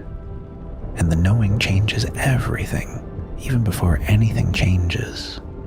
You feel this shift as you stand in the street, and your body feels it too. You notice a heaviness in your limbs that has been building gradually throughout the night, and which you now allow yourself to fully acknowledge. The weight of hours of walking and witnessing and carrying the enormous emotional freight of this extraordinary night. Your legs feel the miles. Your shoulders carry the accumulated weight of everything you have seen. And somewhere deep inside your chest, behind your ribs, in the place where feeling lives before it becomes thought, there is a fullness that is not quite sadness and not quite love, but contains the seeds of both. The fullness of having been truly present inside something immense and human and unrepeatable. The city around you is at its quietest now. Even the Hagia Sophia, which has been a steady source of prayer and candlelight throughout the night, has settled into a deeper hush. The prayers continuing, but lower now, the voices slower, some of the people inside having slipped, despite themselves, into sleep, their bodies finally claiming what their spirits had denied them for hours. The hammer that was striking metal somewhere in the distance has stopped. The whispers in doorways and corners have largely given way to silence, or to the specific quality of two people sitting awake together without speaking. Their silence a companionship rather than an absence. Even the wind seems to have gentled slightly, or perhaps it is simply that you have stopped noticing it as a separate thing and have absorbed it into your general experience of the night. Somewhere in the city, a priest who has been keeping vigil all night slowly extinguishes the candles in his small neighborhood church, one by one, until only the single eternal flame, the flame that burned before the altar, regardless of the hour, regardless of the season, the flame that does not go out, remains. And in the darkness that fills the church as each candle is put out, that single remaining flame seems to grow rather than diminish, seems to become more itself in the surrounding dark, more present, more alive. A flame in a room full of light is barely visible. A flame in darkness is everything. You find a place to sit, a low wall in a small courtyard, stone still cold from the night, but you sit anyway, and you let the cold be what it is without making it a problem. And you look up at the sky above this small opening in the city's fabric, and you see the stars, and they are, if anything, more brilliant than they were when you first arrived. The sky having deepened and clarified as the night reached its furthest point. They are extraordinary, dense and bright and impossibly far away and impossibly present at the same time, filling the black space above this courtyard with the same patient indifference they have always brought to every human drama that has been played out beneath them. They were there for the founding of this city. They were there for its greatest days. They are here now, on this last night, just as they were then. They will be there tomorrow, when the sounds of this night are replaced by different sounds. They do not keep score. They do not mourn. They simply burn. Breathe. Let your breath come slowly, naturally, without management or effort. Your body knows the rhythm. It has always known the rhythm.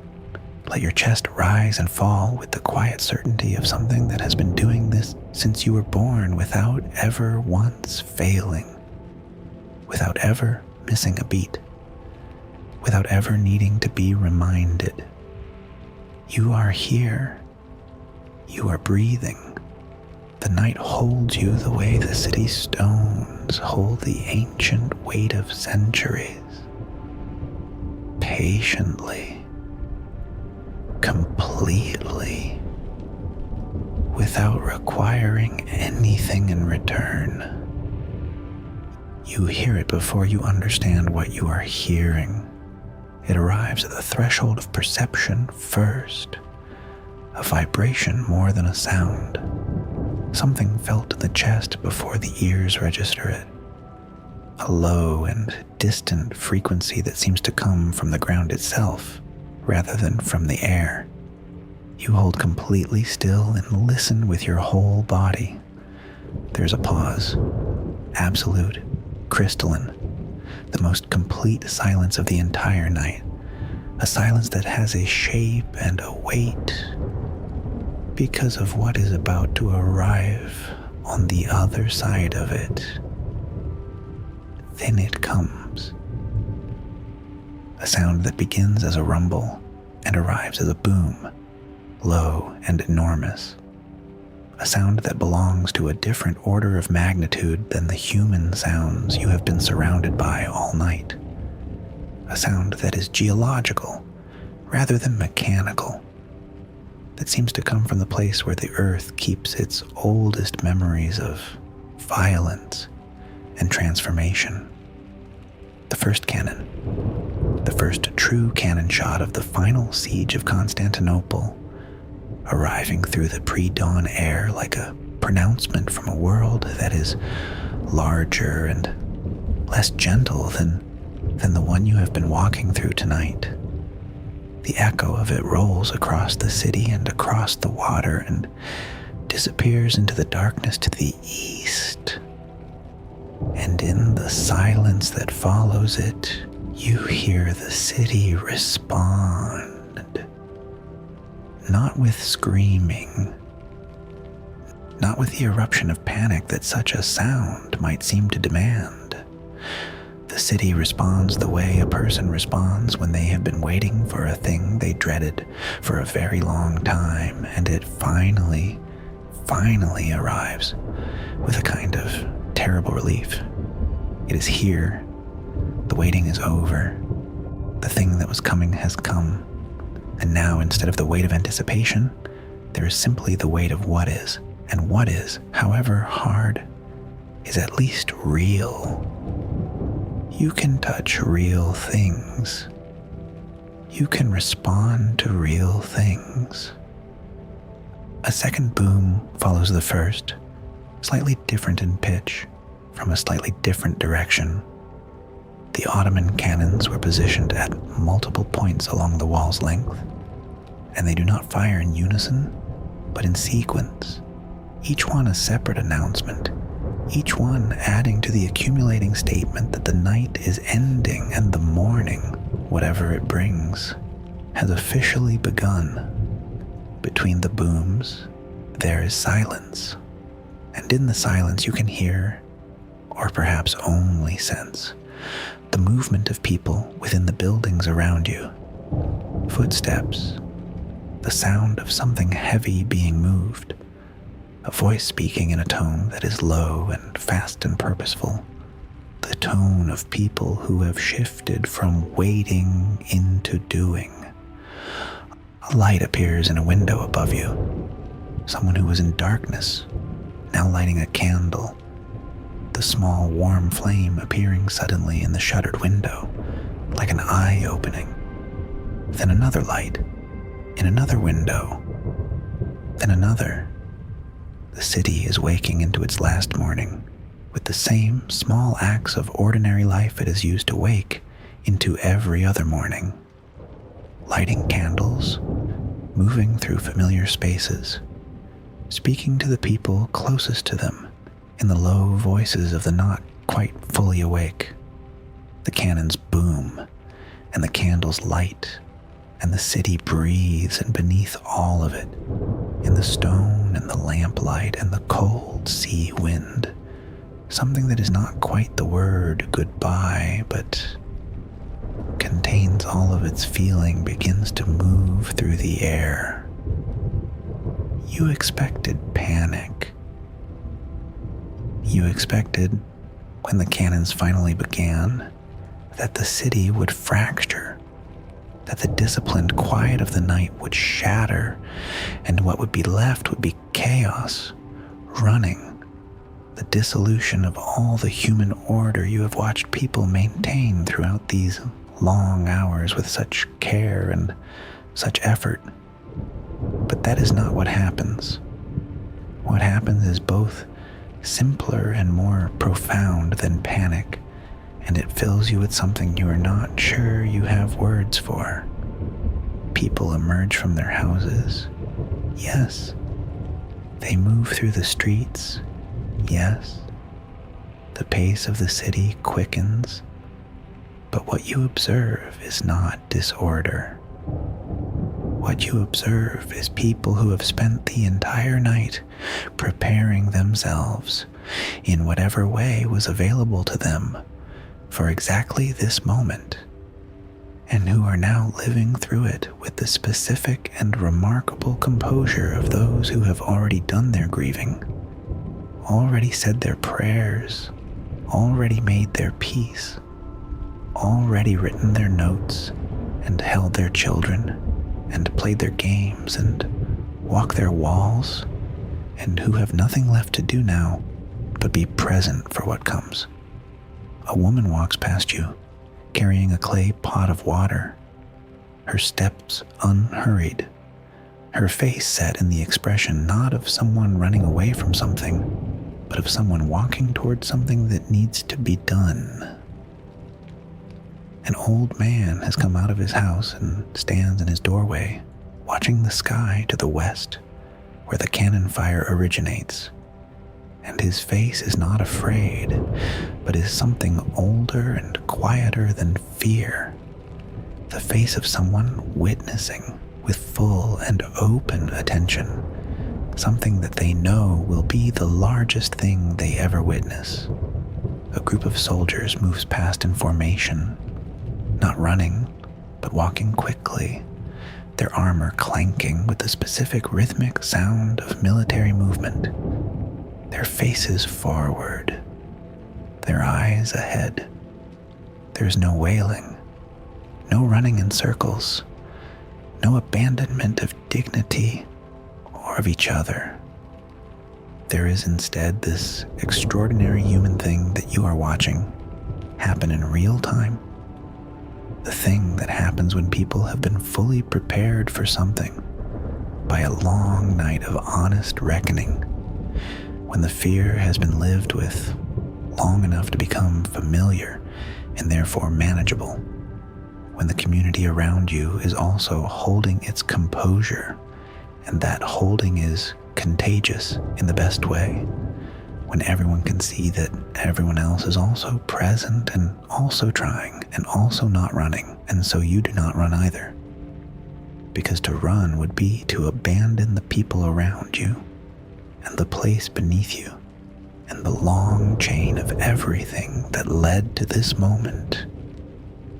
And that deserves, in its ending, to be witnessed with open eyes. You feel this composure settle into your own body as you watch it. Feel it the way you feel calm when someone near you is calm, the way a sleeping body beside you can slow your own heartbeat without touching you, simply by being present in its own peace. Your breathing slows further. The cannon booms again in the distance, and you notice that your body does not flinch. Not because the sound is not enormous, but because you have been in this city all night and you know what kind of people are in it, and you are not afraid, not really afraid, in the way that truth is never really afraid when it is finally brought into the open. You begin to move, not toward anything specific, not away from anything specific, but simply through the streets that have been your companions tonight, through the city that has held you and taught you and allowed you to be present in its last hours. You move the way you move when you know you are saying goodbye to a place. Slowly, with your whole attention, trying to see each thing as if for the first time, because you know it may be the last time. Trying to print the details into yourself with a care and an intentionality that ordinary seeing does not require. You pass the fountain in the small square where the cat was sitting, and the cat is gone now, moved on to wherever cats move on to when the dynamics of a night shift. And the fountain is still running, its water still making its small, continuous sound, indifferent and perfect.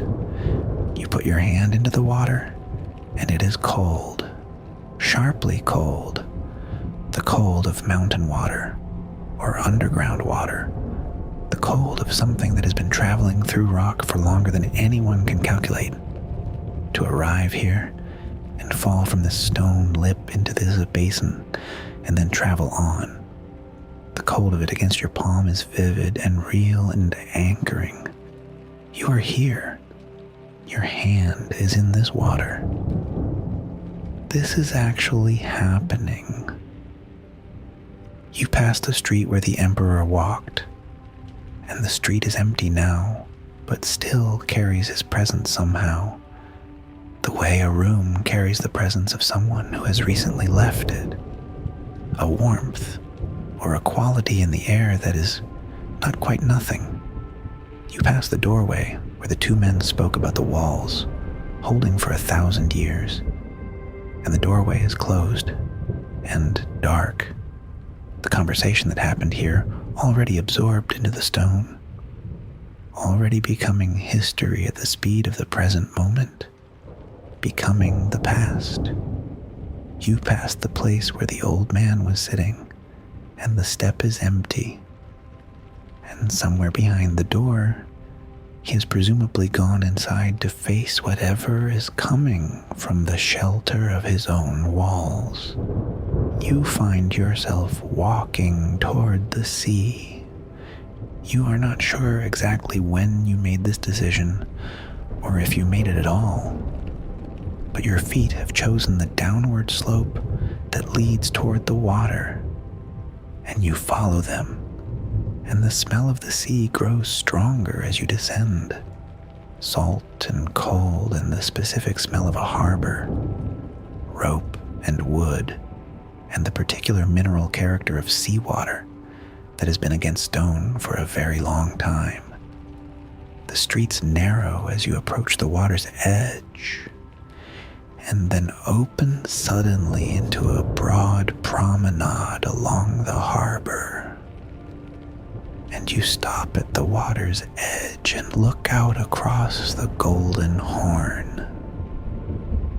The water is black and silver in the pre-dawn light, the first very faint suggestion of lightning beginning to appear at the far eastern edge of the sky, barely distinguishable from ordinary darkness, but there, present, the leading edge of a morning that will not wait. The water reflects this faint light, and the starlight, and the firelight from the city behind you, all of it broken and scattered across the small, choppy waves into fragments that reassemble and disperse, and reassemble again, in endless, meditative motion.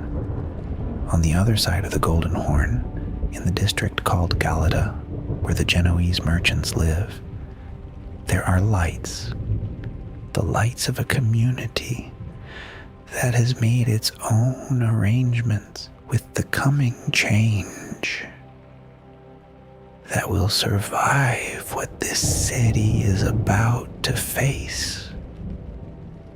They burn quietly across the water, those lights, steady and commercial and indifferent. You stand at the water's edge for a long time and let the city exist behind you, and the water move in front of you, and the sky begin its imperceptible lightning above you, and you feel yourself at the center of a great convergence. Behind you, the city and its history and its last night's worth of humanity. Before you, the open water and the wider world.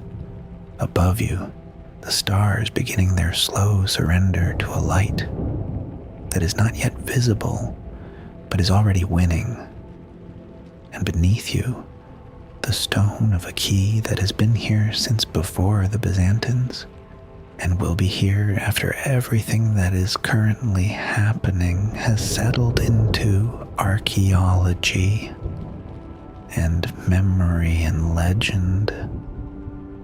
You turn back from the water and look at the city one more time, not as architecture, not as history, not as the sum of its political significance, or its military situation, or its place in the narrative of civilizations rising and falling.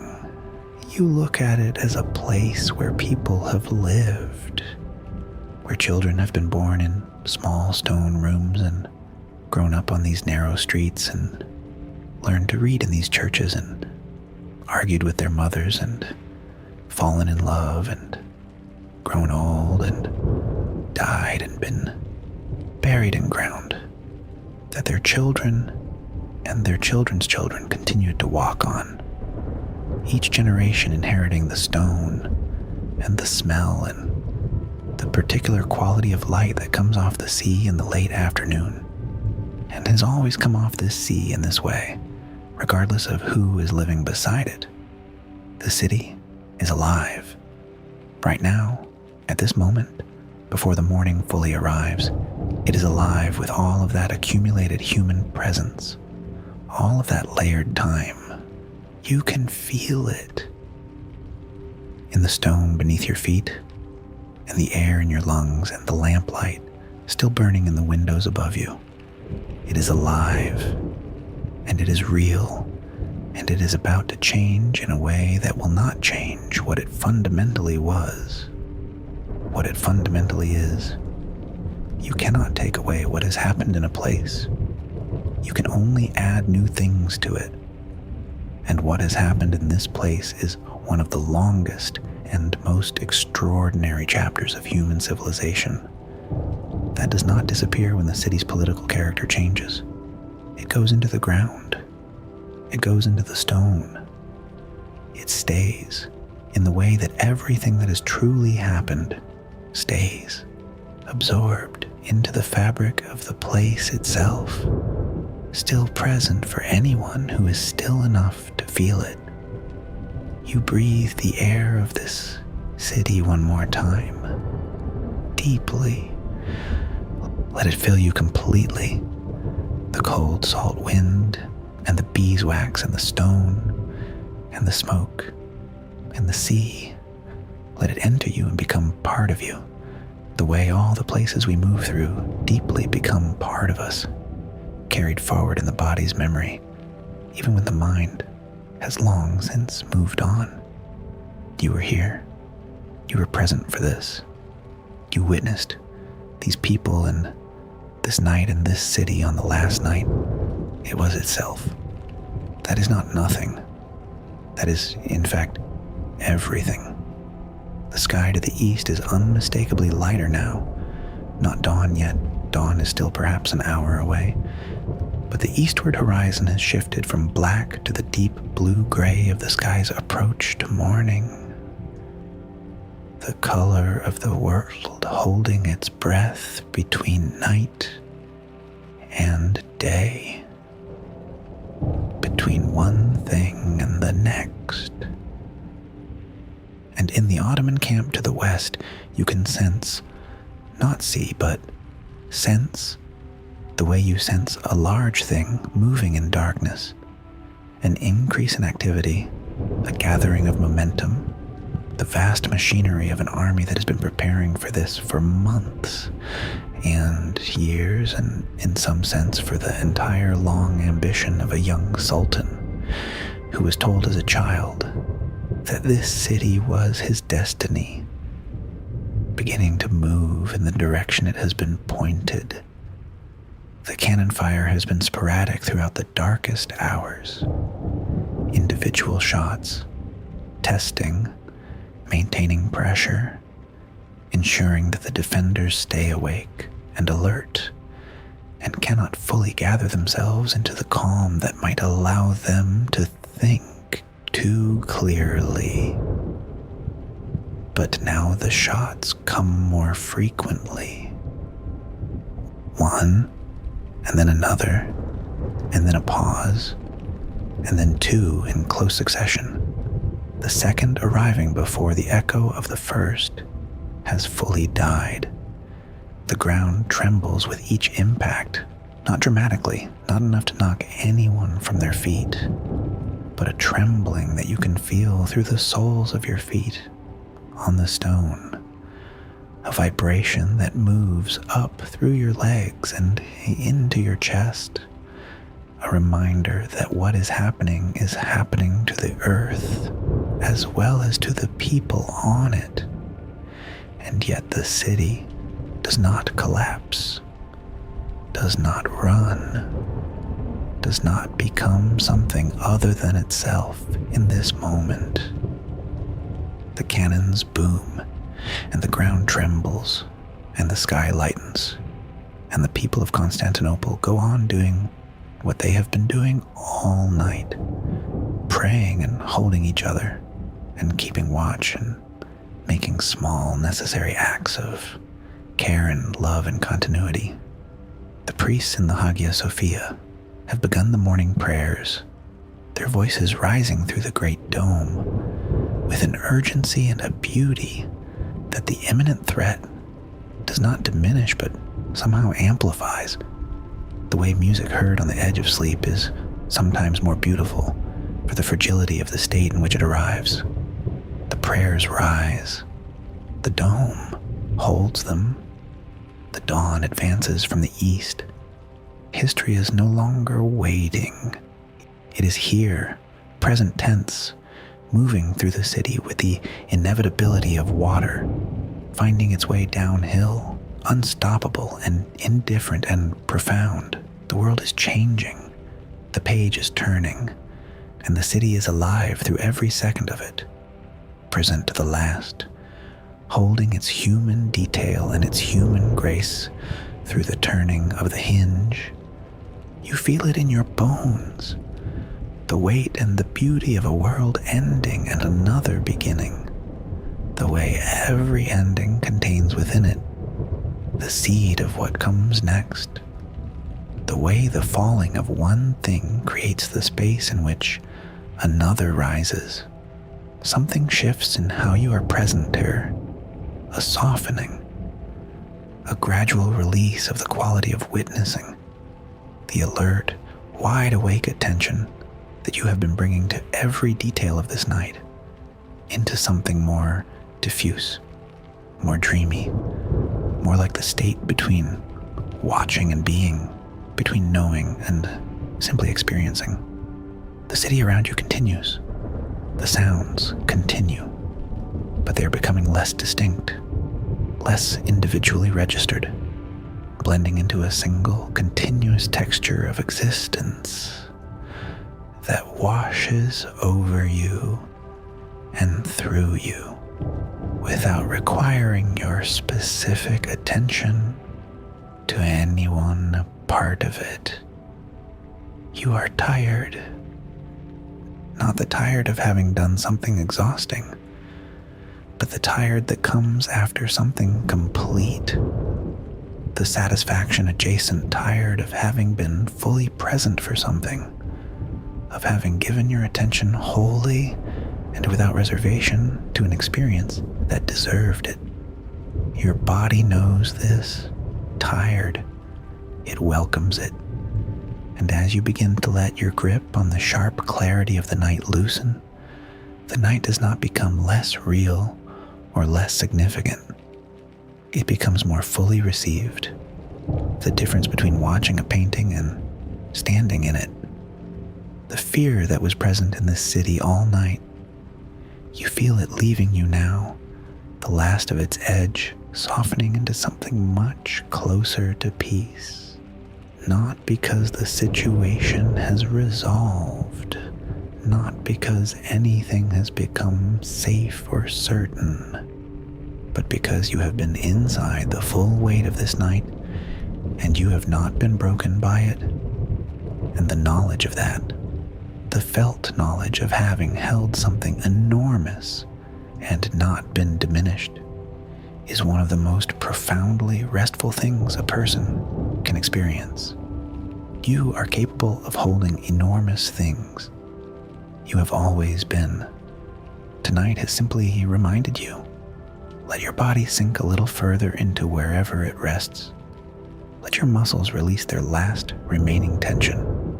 The shoulders, always the shoulders, where we carry what we cannot put down. The jaw, always the jaw, where we hold what we cannot say.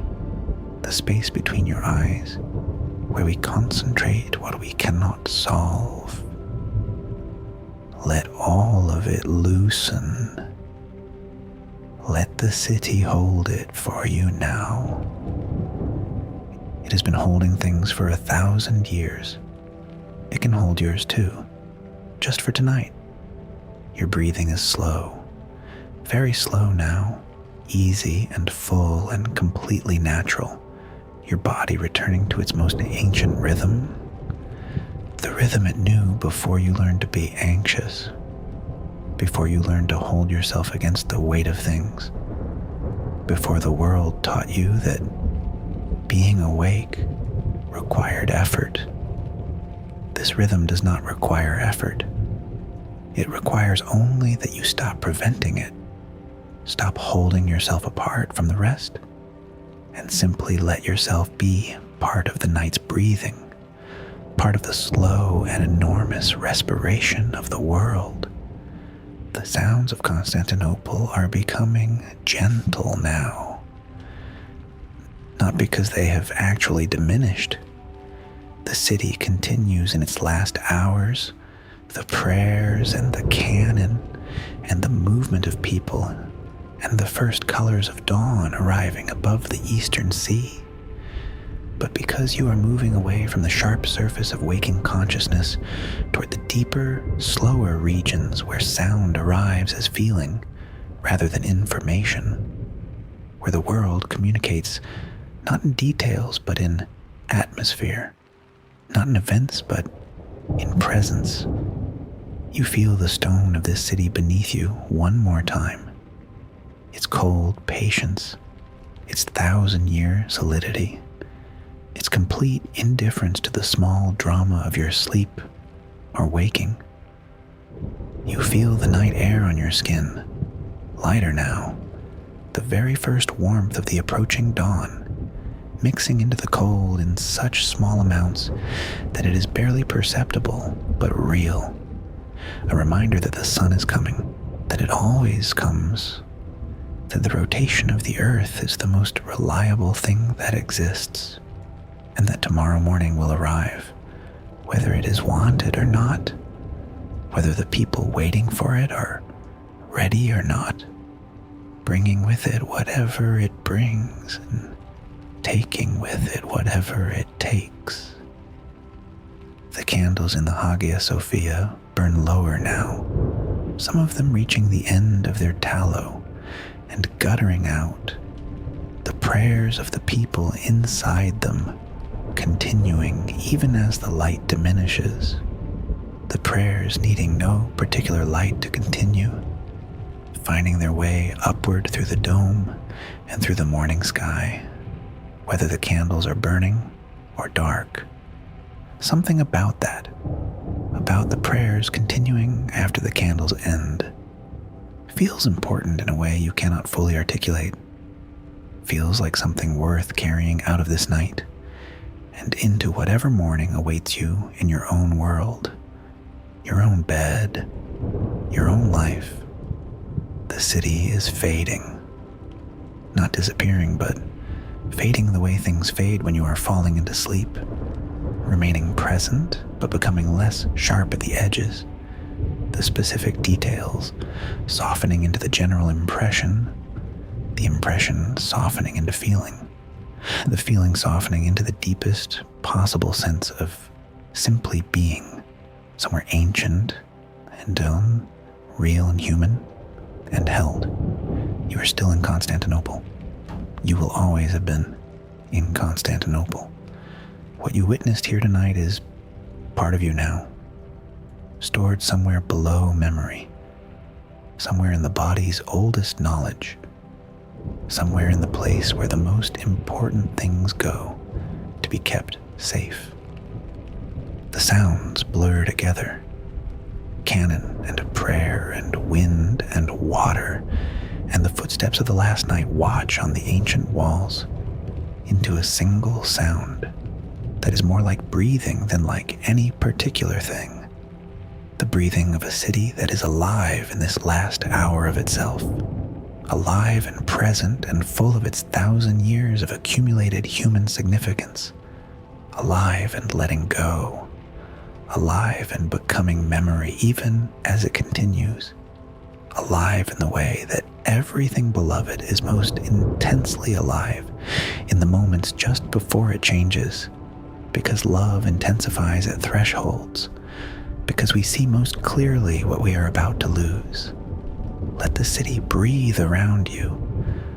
Let its 1,000 years of breath fill the space you are in. Not your room, not your bed, but the deeper space inside you where sleep lives, where the body goes when it finally consents to rest.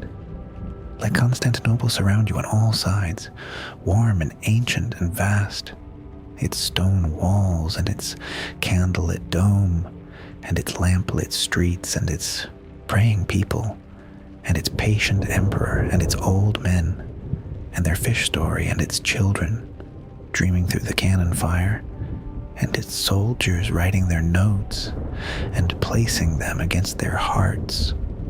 Let all of it hold you the way the city held its people on this night, completely, without condition, offering the specific and irreplaceable warmth of a place that has been home to human beings for so long that the stones themselves know how to comfort. You are safe. You are warm. You are held by the night, and by the story, and by the long and continuous fact of your own life continuing, your own heart beating, your own breath moving in and out with the slow and perfect certainty of something that does not need you to manage it. It knows what to do. It has always known what to do. And what it is doing right now, if you will let it, is carrying you gently, without effort, without anxiety, without anything at all required from you, toward sleep. The city is quiet now in the way that only a city fully known can be quiet. Not empty, not absent, but at rest in the deepest part of itself, its surface activity continuing somewhere far above, while its foundations, its bedrock, its most essential self rests in the ancient and patient silence of stone and time and the long, slow turning of the earth. You are at those foundations. You are in the deepest part of the night and the deepest part of the story and the deepest part of yourself. And everything here is still, and everything here is safe, and there is nothing you need to do or know or hold. Let it all go. The walls and the prayers and the emperor and the fires on the horizon and the fear and the courage and the small extraordinary human grace that filled every corner of this night. Let it go the way the city itself is about to let go. Not in defeat, but in completion. Not in loss, but in the full and finished knowledge of having been, having truly and completely been, alive and present and itself for every one of its 1,000 years.